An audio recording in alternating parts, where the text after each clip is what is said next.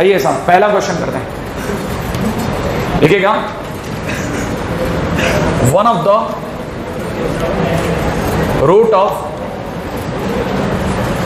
Equation 2000 x to the power 6 plus 100 x to the power 5 plus 10 x cube plus x minus 2 equal to 0 is in the form of under root m minus n divided by r।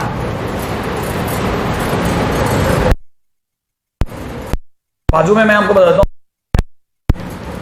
Non zero integer है, ठीक है ना, और n comma r is not equal to prime number, ठीक है भाई। Then you need to find out m plus n plus r।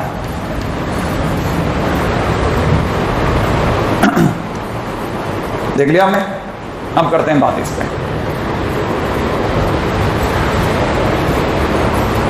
Ready, करें इस पे बात। देखिए साहब, हालांकि 6 डिग्री की क्वेश्चन है, पल्ले कुछ पढ़ नहीं रहा, लेकिन अगर आप जैसा मैं दिखा रहा हूँ वैसा देखेंगे तो आपको मैं जो दिखा रहा हूँ वो आप देखना। 100x की पावर 5 प्लस में 10x cube plus x minus 2 equal to 0, ये क्वेश्चन लिख ली। मैं इन 3 जनों पे आपकी नज़र डलवाता हूँ। अगर आप ढंग से देखो, ये जीपी है, x किससे मल्टीप्लाई हुआ? 10x से नहीं, 10x स्क्वायर से, फिर ये 10x स्क्वायर से और मल्टीप्लाई हुआ तो ये मिला। क्या आपको यहाँ जीपी दिखी? लेकिन अगर मैं 10 से और मल्टीप्लाई करता हूँ तो ये नहीं आया, नहीं आया ना। इसका मतलब जितनी दूर तक जीपी है उतनी दूर तक पकड़ रखो, इसको 2 को उधर ले जाओ। अगर मैं 2 को उधर ले गया तो कॉमन जाते ही 1000x की पावर 6 माइनस 1 आ जाएगा, नहीं है। अच्छा, प्लस में ये जो जीपी है, 3 टर्म्स की जीपी है, 3 टर्म्स की जीपी है, क्या मैं इनका सम निकाल सकता हूँ? 3 टर्म्स की जीपी का सम के लिए फार्मूला तो कौन सा लगेगा? a इंटू आर की पावर n माइनस 1, वही लगेगा। तो आप बोलो तो a कौन है? x मान लो, फर्स्ट टर्म x इंटू में r कौन है? 10x स्क्वायर की power 3 minus 1 divide by r minus 1। r minus 1 बोले तो 10x स्क्वायर माइनस 1, और 2 तो उधर काम में आई गया, नहीं है। अब अपने पास में अगला पॉइंट सुनना। इसके बाद में आपको पता चल गया 1000x की पावर 6 दिख गया, नहीं दिखा? 1000x की पावर 6 दिख गया। अच्छा, माइनस 1 दिख गया। क्या आपको लगता है इधर भी 1000x की पावर 6 माइनस 1 है?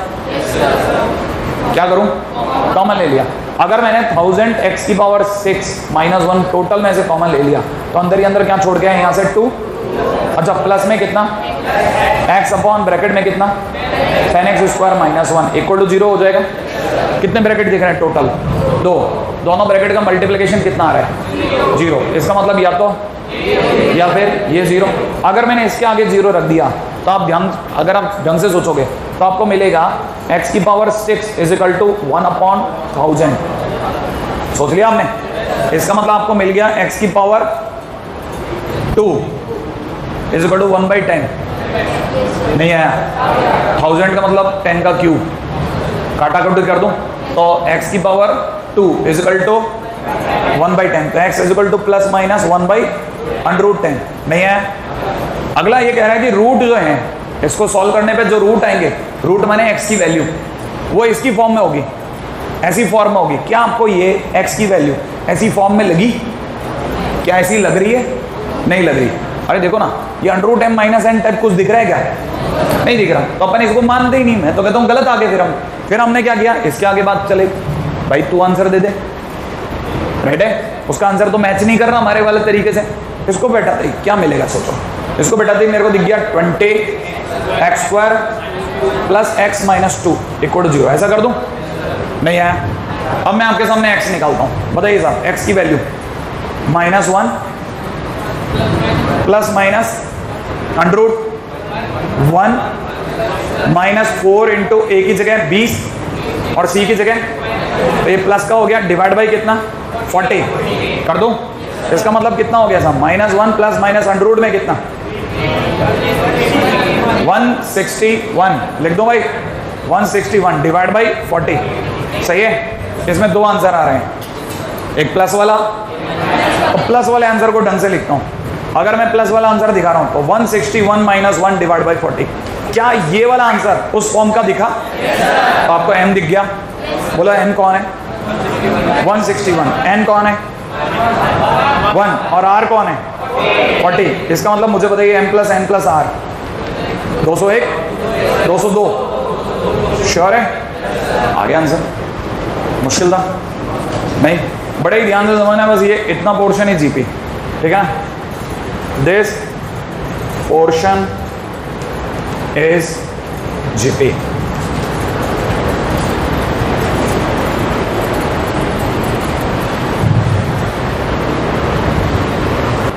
देखें आप क्या सोचते हो।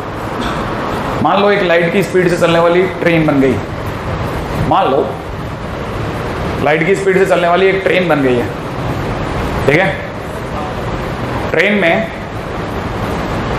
एक बच्ची बॉल से खेल रही है, ठीक है, और उसने अपने पापा की तरफ बॉल उछाली है। पापा उसके सामने बैठे हैं, गाड़ी इस डायरेक्शन में जा रही है, गाड़ी मतलब इस डायरेक्शन में जा रही है लाइट की स्पीड पे, है ना। उसने पापा की तरफ बॉल उछाली है, बॉल कितनी देर में पहुंचेगी पापा पे?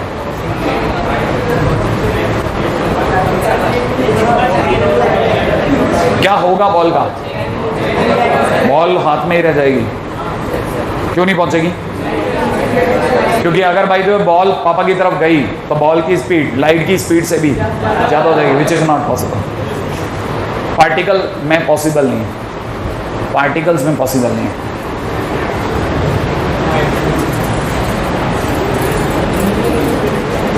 है ना?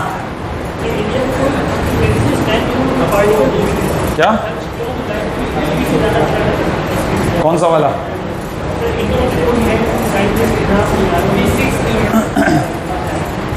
पता नहीं, अब देखो अभी तो बहुत सारी बातें हैं। आपको एक बात पता होनी चाहिए, दुनिया में हर साइंटिस्ट की रैंक होती है, पता है आपको?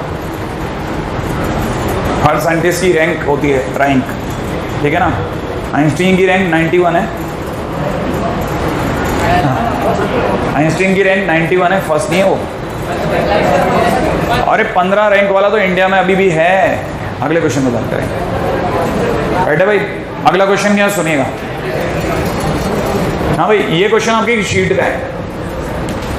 One side of equilateral triangle, ठीक है ना भाई, इज 24 सेंटीमीटर। मैं लेता नहीं, लेकिन मैंने इसलिए ले लिया क्योंकि मैं शीट डिस्कस नहीं कर रहा अभी, ठीक है ना। If midpoint of its sides are joined to form another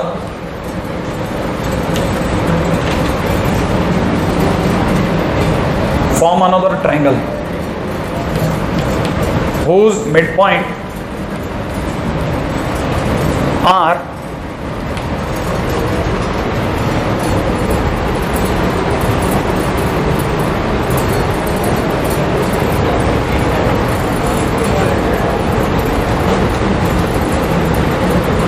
again joined to form another triangle. Ready? This process continues infinitely. Find sum of perimeter of all triangles. Right है भाई, एक इक्विलेटरल ट्रायंगल बनाया गया जिसकी side 24 है, right है भाई। अगर एक इक्विलेटरल ट्रायंगल 24 सेंटीमीटर की साइड का बनाया गया, राइट है, और अगला ये कह रहा है कि हमने क्या किया, इसके मिड पॉइंट को मिला करके, इसके और इसके मिड पॉइंट्स को मिला करके एक और ट्रायंगल बना लिया गया, बन गया ट्रायंगल, ठीक है ना। फिर अगेन इसके मिड पॉइंट को मिला करके एक ट्रायंगल बना लिया, ठीक है। फिर अगेन इसके मिड पॉइंट्स को मिला करके एक और ट्रायंगल बना लिया गया, और ये प्रोसेस में मिड पॉइंट करते हुए इन्फाइनाइट तक चला गया। छोटा से छोटा ट्रायंगल लेकिन हम बनाते चले गए। कहते हैं सारे ट्रायंगल्स की पैरामीटर क्या होगी। पैरामीटर का मतलब समझ में आता है, सारी साइड्स का सम। तो पहली बात है कि हमारे पास में जो पहला ट्रायंगल होगा, जो फर्स्ट ट्रायंगल होगा, उसकी पैरामीटर, ठीक है ना भाई, उसकी पैरामीटर इज इक्वल टू होगी 24 × 3 श्योर, प्लस अगले वाले के अंदर अगर आपको पता हो तो ये 12 रह जाएगी। क्यों रह जाएगी 12? हाँ, तो इसका मतलब ये कि आपकी बार मैं लिखूंगा 24/2 × 3। सही है भाई। अगली बार वाला जो ट्रायंगल होगा वो 6 रह जाएगा। सही है भाई। इसका मतलब मैं लिखूंगा 24/4 × 3। क्यों? फिर अगली बार लिखूंगा 24/8 × 3। चलती रहेगी बात ये। क्या आपको जीपी वाली कोई फील आ रही है? कब? जब मैं कॉमा ले लूंगा 3 × 24 ले लूं। अगर मैंने कॉमा ले लिया तो यहाँ बचेगा 1 + 1/2 + 1/2 का स्क्वायर, और ये कब तक? इनफाइनाइट तक। देख लिया आपने? अच्छा अब बताइए साहब, इस जीपी, क्या आपको जीपी दिखी? इनफाइनाइट जीपी का सम का फार्मूला याद आया? क्या था फार्मूला? A/1 - R। A की वैल्यू बोलो 1/1 - R की वैल्यू बोलो 1/2। तो कहना मतलब यहाँ कितना रह गया? 2। तो 2 × 72 दैट इज 144। सही है। तो sum of all parameters is equal to 144।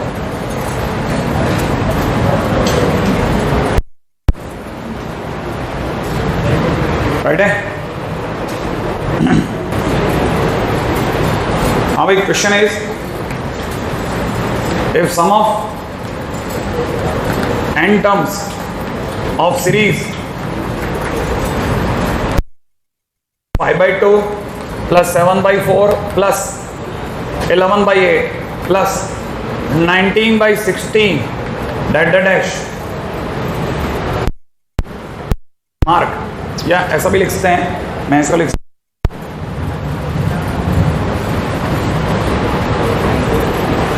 is n + 3 ×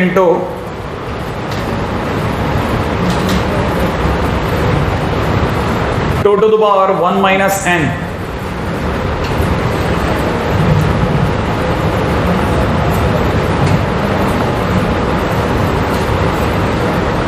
(2⁻n - 3) ऐसा लिखा हुआ है। ठीक है ना? इज इट ट्रू और फॉल्स? ये कह रहा है कि ये सही है या गलत है, ऐसा। ठीक है ना भाई? मुझे अब आपको ऐसे क्वेश्चन भी जरूर जल्दी से सिखाने हैं, बड़े ही ध्यान से सुनना है। 1 मिनट के लिए बीच बीच में आपको बुलाता रहूँगा, आप कॉपी भी करते रहना, वो चलता रहेगा। बाद में एक साथ बोर्ड जैसे भर जाएगा दे दूंगा पूरी चीज़।